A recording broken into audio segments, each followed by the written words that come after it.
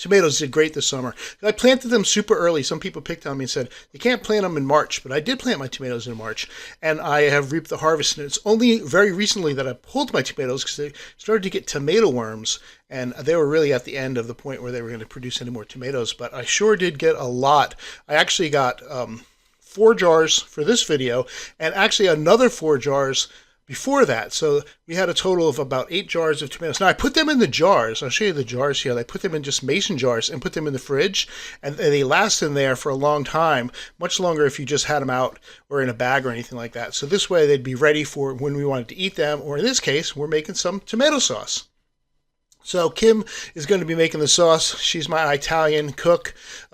And she's putting the tomatoes into a blender, and she will smush them all up into the blending. I'll show you the whole process here. It's kind of interesting. She takes some ground beef, and she fries that up with some onions and some peppers, also from the garden, the peppers from the garden, pours the puree into the crock pot, along with our onion and pepper sauteed mixture, probably some olive oil in there, just when you're sauteing it, so that probably adds to it. Some fresh herbs, also from the garden. Got some basil, salt and pepper and oregano, those type of things.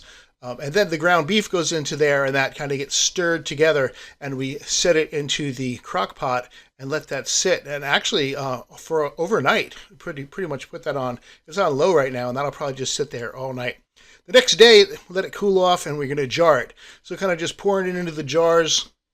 This stuff is so fantastic, and there's so much because we had all these tomatoes that we canned it, just kind of putting them in, a jarring process, but the canning process, you boil the jars 10 minutes under water, and then you can just stick the jars on the shelf, and we're going to have tomato paste for at least the next 2 weeks because we eat a lot of pasta, which we make our own pasta too. Anyway, do you want to make pasta? Sure, why not? So Kim does a good job of this. Homemade fresh pasta is absolutely amazing. Now, if you watched our other videos, I'll put a link to the top. We had so many tomatoes in the spring. Kim made pasta sauce, and we jarred it. So I have plenty of pasta sauce homemade. So here we go. We got some eggs. We got some flour on there. She's actually going to put, I think, 3 eggs. So I think it's 2 or 3 cups of sugar. A little flour, a little bit of salt on there, and some olive oil. And then we're going to mush it together. I'm not going to mush it together. Kim's going to mush it together after she kind of wisps the eggs so the yolks break. And then she's going to whisk this all together into a ball of gook. It's going to be pasta. But you cannot really do this by hand. You can do this part where you're just getting it all kind of put together in a clump. But to make it pasta-y, it really needs to be kneaded for a long time. So we have an attachment to our blender that needs it. So here it is. We stuck it. Now you can see how that doesn't look very good. It all looks broken up and stuff like that. Give it a couple of minutes and then take a look now. Now it got kneaded for 5 minutes or something like that. And this is going to be ready to turn into pasta. So first, Kim cuts it up, flattens it out by hand.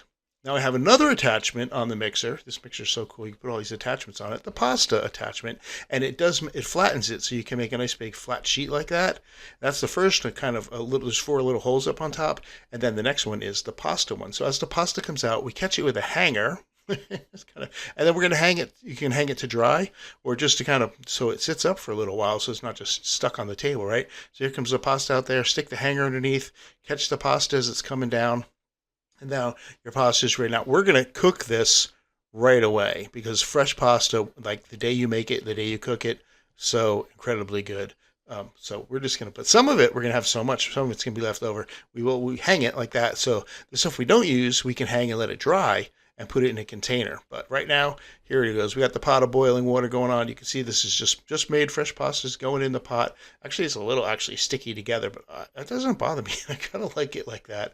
I could have maybe done a better job of separating it when I put it on the hanger, but it's all right. So, you boil it like your regular pasta. It takes actually, I take it back. It only takes 2 or 3 minutes when it's fresh like that, as opposed to 15 or 20 minutes when you buy the store-bought hard stuff. This stuff is so much, the texture is so different. You make some meatballs and you get out that sauce you made with all your homemade tomatoes, your homegrown peppers and all that, and you got this dish you practically made yourself, except for the cow. I didn't make the cow for the meatballs. Throw some cheese on top. This is amazing. So get out there, try to make some pasta. Like I said, the rest of it, you just hang it up to dry.